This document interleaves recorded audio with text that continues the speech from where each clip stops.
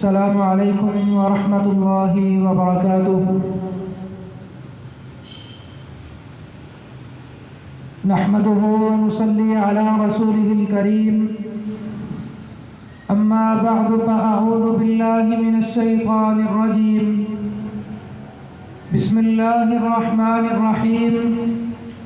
قال اللہ تبارک وتعالی فی الکلام المجید والفرقان الحمید، ان هذه امتکم امة واحدة، فقال النبي صلى الله عليه وسلم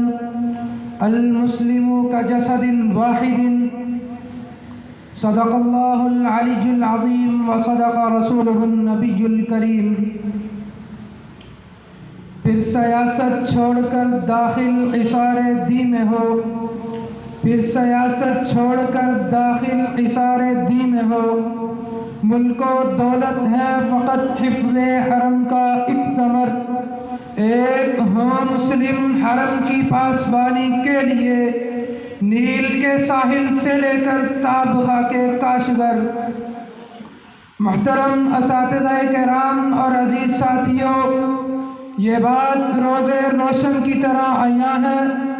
کہ عالم اسلام کسی ایک خطہ میں محدود نہیں، بلکہ اس کے پرستار ہر بر اعظم میں زندگی بسر کرتے نظر آتے ہیں۔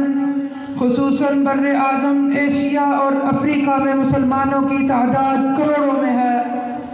گویا اس کرۂ ارض کا ہر چھٹا آدمی دین اسلام کا پیروکار ہے،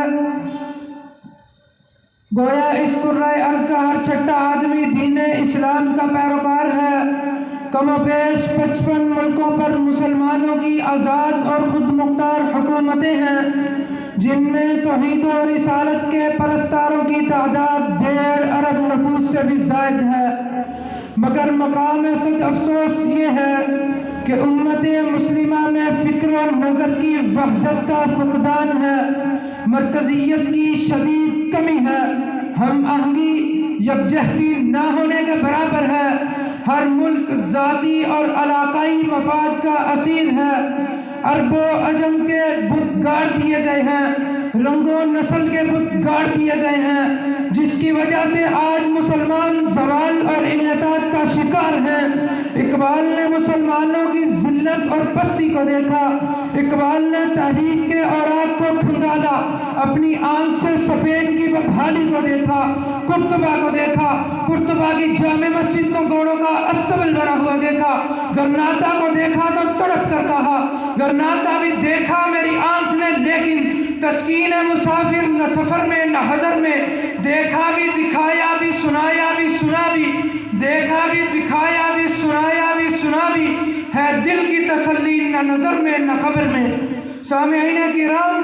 آج پوری دنیا کے مسلمان اس بات کو شدت کے ساتھ محسوس کر رہے ہیں، انہیں عربی اور عجمی کی بنیاد پر تختہ مشق نہیں بنایا گیا، ان کے خلاف لسانی اور علاقائی بنیادوں پر جنگ نہیں کی جا رہی، بلکہ یہ ساری فوج کشیاں، یہ بحری بیڑے، یہ ڈیزی کٹر، یہ فاسفورس بمبوں کی برسات، یہ گوانتا نامو اور ابو غریب جیل کی سزائیں صرف اور صرف اس لیے ہے ہم مسلمان ہیں، لا الہ الا اللہ پڑھنے والے ہیں۔ مسلمانوں کو غلام بنانے کے لیے یہ سب کچھ کیا جا رہا ہے، لیکن مسلمان مزاحمت کرتے ہوئے یہ بات کہتے ہیں، ہری ہے شاخ تمنا ابھی جلی تو نہیں، دبی حیات جگر مگر بجھی تو نہیں، جفا کی تیغ سے گردن وفا شعاروں کی، کٹی ہے برسر میدان مگر جھکی تو نہیں۔ محترم اساتذہ کرام، تاریخ ہمیں یہ بتاتی ہے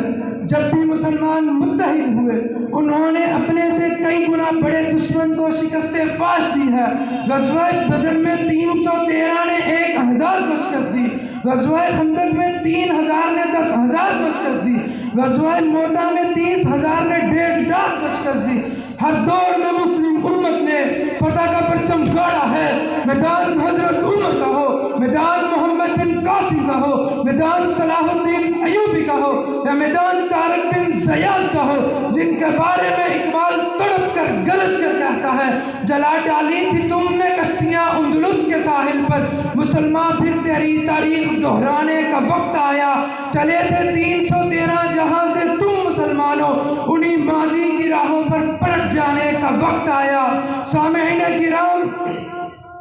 فطرت کے تمام مظاہر ہمیں اتحاد و اتفاق کا درس دیتے ہیں۔ اگر ہم ستاروں کی وحدت کو دیکھیں تو ستاروں کی وحدت شب کے اندھیرے کو چاک کر کے رکھ دیتی ہے، سنگریزوں کی وحدت سے کساف جنم دیتے ہیں، قطرہ سے دریا، ذرہ سے زہرہ اور کرن سے سورج کی تابش حاصل کرنے کی قوت بدل جاتی ہے۔ اب پاؤں کی ٹھوکر سے اس بات کو ثابت کیا جا سکتا ہے یہ عظمت باطل دھوکہ ہے، یہ سطوت کافر کچھ بھی نہیں، مٹی کے کھلونے ہیں سارے، یہ خوف کا لشکر کچھ بھی نہیں۔ اللہ سے ڈرنے والوں کو طاقت سے ڈرانا مشکل ہے، جب خوف خدا ہو دل میں اگر پھر کسر و کیسر کچھ بھی نہیں۔ وما علینا الا البلاغ المبین۔